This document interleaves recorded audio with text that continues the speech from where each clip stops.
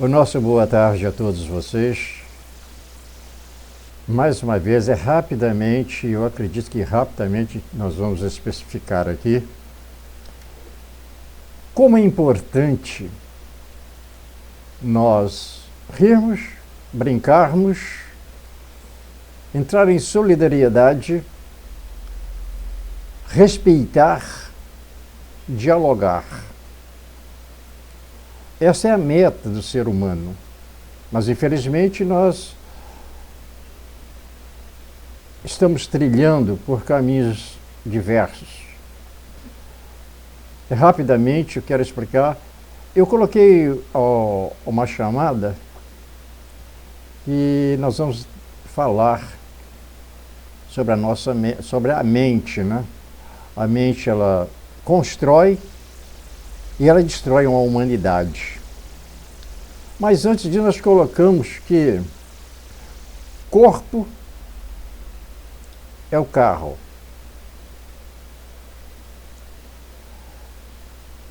A alma é o combustível. O espírito é o motorista. E coloquei mais, está aí na minha página. Aprenda como dirigir o seu veículo para não ser o seu próprio carrasco. Veja bem como é bom. Então teve uma pessoa, não vou citar nomes, porque não há necessidade, mas teve uma pessoa, aliás, cinco pessoas. Senhor Alvarino, eu não entendi o que você quis dizer. Isso é fácil de explicar. Então nós chegamos a uma conclusão de como às vezes nós olhamos uma frase, duas ou três frases, e não a entendemos, sendo que na realidade ela pode ser o complemento de algo que nós todos os dias afirmamos. Mas não temos assim um exemplo diretamente. Como todos sabem, todos os credos, religiões e segmentos que realmente acreditam numa força astral superior, que não diga que essa matéria, o ser humano é composto de corpo, alma e espírito. Todos os credos e religiões falam isto. E é certo. Bom, pelo menos é o que nós acreditamos, né? E cada época, cada dimensão, existe algo em que se acredita. Por que eu coloquei? O que significa? Corpo, alma e espírito. Mas a pessoa pergunta, mas o que é o espírito? O que é alma? A alma, na realidade, é um espírito também. Vai dar-se o nome de alma. Qual é a função da alma? Qual é a função do espírito? Qual é a função do corpo, a matéria corpórea, ao qual nós lidamos no nosso dia a dia, desde quando nascemos até o momento final de ir para o Oriente Eterno. Então eu fiz uma comparação do corpo. Ele é inútil. Não é nada. O corpo sozinho é uma matéria morta. Então vamos dar o exemplo, uma pessoa em estado de coma total. A pessoa não morreu, mas ela está viva. Por quê? Porque o organismo, o coração ainda bate, ele ainda respira. Lentamente, mas respira. Mas não tem noção de nada. Esse é um corpo que está semi-morto. No momento em que ele sai do coma, pronto, ele já tem noção de tudo, ele já sabe, ele ouve, ele escuta, ele fala, enfim, tem os seus movimentos normais. Por que nós comparamos o corpo é o carro. Você, para ir diretamente ao assunto, você tem um carro na sua casa, você tem um carro, pode ser caminhão, trator, pode ser o que for, um veículo. Você compra um veículo, coloca na garagem, ou a fábrica termina de fabricar aquele veículo e coloca ele na garagem. Mas ele está parado. No momento que você vai, coloca o combustível e liga este carro, ele funciona, que é uma maravilha. E enquanto tiver combustível, ele vai funcionar. A mesma coisa é o corpo. Quando o corpo recebe essa força energética, essa eletricidade motora, essa energia, é como se fosse raios elétricos. O corpo funciona. A mesma coisa, ele é um combustível que faz o corpo funcionar. Mas até aí, esse carro está funcionando. Mas é como se uma pessoa estivesse em coma. Ele está funcionando, mas não anda, não tem noção de nada. Ele não se movimenta para nada. Aí sim, esse carro está funcionando, entra o motorista. E no caso do corpo, que está lá funcionando com a alma, entra o motorista, é o espírito. É ele que vai dirigir essa matéria, é ele que vai cuidar desse veículo. Olha só, hein? Esse motorista, esse espírito motorista, ele vai cuidar desse veículo. Se ele é um bom motorista, ele vai cuidar, não vai bater, não vai acontecer acidente nenhum. É o espírito dirigindo a matéria. Ora, se é um mau motorista, ele bate no muro, ele bate num poste, ele bate no outro, ele só vai cada vez mais prejudicar esse veículo. A mesma coisa é o espírito.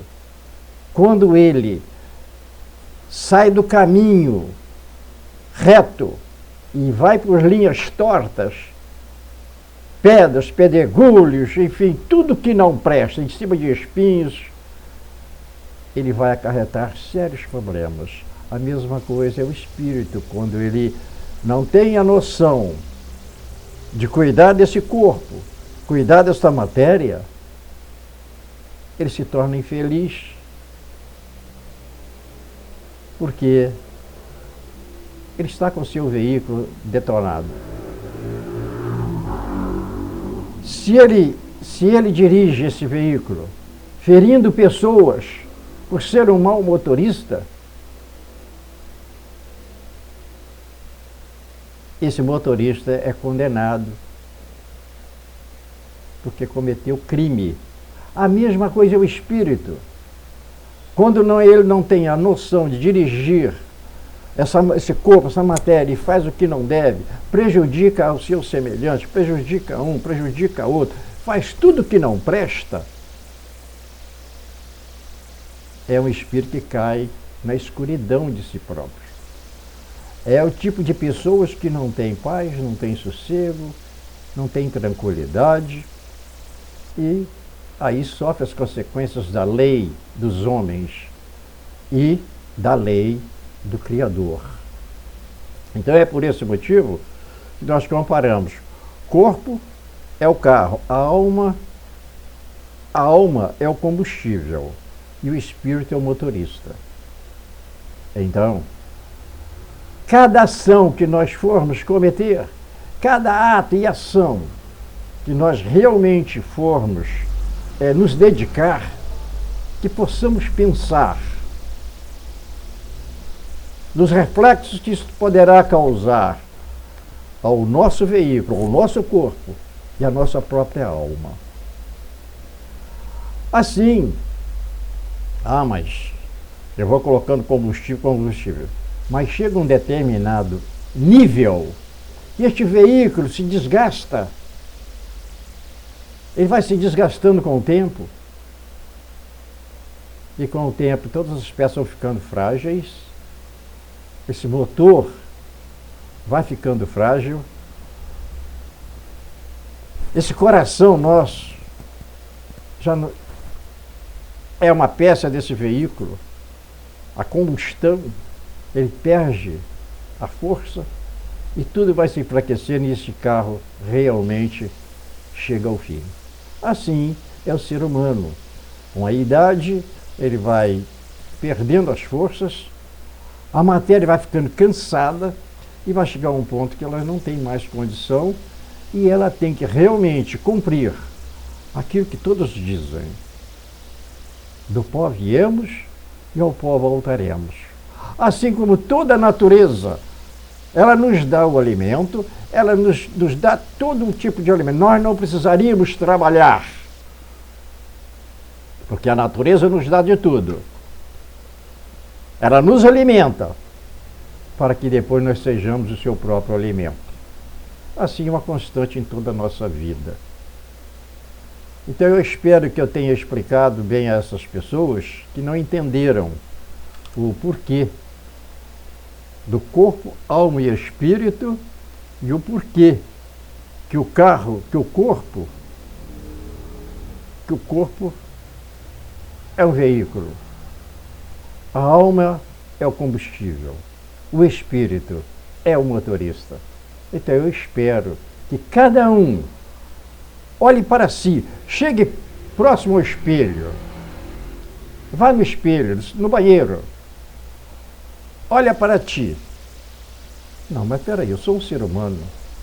Ah, mas isso que eu estou vendo aqui é a minha matéria. Ela é o meu veículo. Olha para a sua matéria, ela é o seu veículo. É você que vai saber dirigir essa matéria. Nesse momento que eu estou conversando com vocês, é o espírito do Alvarino que está conversando. Por que que nós temos essa matéria? Aí vem uma pergunta, né? Por quê? Essa matéria? Porque eu, espírito, uma partícula de Deus, eu estou nessa matéria. Mas isso é um assunto que eu já escrevi sobre isso. E assim surgiu o ser humano. Como surgiu o ser humano? O ser humano não veio do macaco. O ser humano não veio da costela de Adão. O homem não foi feito de barro. E nem a mulher foi feita da costela de Adão. Isto são coisas ditas pelos credos religiões para que possa realmente o ser humano se tornar mais tranquilo, mais amoroso, mais unido. Mas, infelizmente, os grandes escritores que escreveram a Bíblia, ela veio do Pentateuco, os homens inventaram isso, os grandes escritores, para ver se poderiam unir a humanidade. Bom, mas isso é um outro assunto muito longo e que não daria para nós falarmos aqui. Então, o que eu quero me referir é isto. Olha no espelho, olha para a sua matéria. Essa matéria que você está vendo no espelho é o seu veículo. Ela está viva porque ela tem uma alma, um combustível que está alimentando, uma força motriz que está movimentando essa matéria.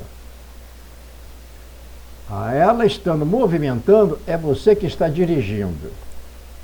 É por isso que o nosso grande arquiteto do universo deu a todos nós o livre-arbítrio de escolher onde queremos ir e o que desejamos fazer. E o mais, já estou aqui com 14 minutos, eu quero explicar a essas pessoas que fizeram essa pergunta. Eu respondi que hoje eu responderia, e aqui está aí. Espero que entendam agora o motivo. É um direito de cada um ter a sua noção, ter a sua visão. Não sou o dono da verdade, também não sou formado em nada, a não ser a faculdade da vida. A única coisa que tem, nunca menti, nem tenho vergonha de dizer. O meu estudo é um primário. Mas um primário lá de 1954. Um abraço para todos vocês e que o grande arquiteto do universo, Deus de amor e bondade, esteja nos seus lares, lhes trazendo paz, saúde, união. É o que eu desejo. Eu desejo do fundo da alma e do coração. Não estou aqui precisando puxar saco de ninguém. Mas o que eu desejo é do fundo da alma e do coração. E que seu Deus te abençoe. Que todos sejam felizes. E que saibamos superar as dificuldades da vida. Boa tarde para todos vocês.